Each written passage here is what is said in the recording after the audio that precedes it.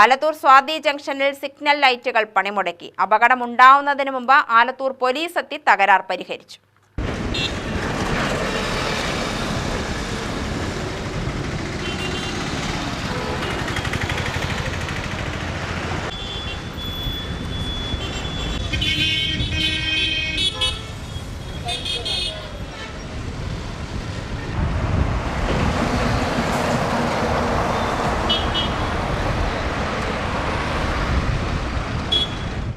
വാളയാർ വടക്കഞ്ചേരി ദേശീയപാതയിലെ ആലത്തൂർ സ്വാതി ജംഗ്ഷനിലെ സിഗ്നൽ ലൈറ്റാണ് ശനിയാഴ്ച ഉച്ചയ്ക്ക് 2 മണിയോടെ പണിമുടക്കിയത്.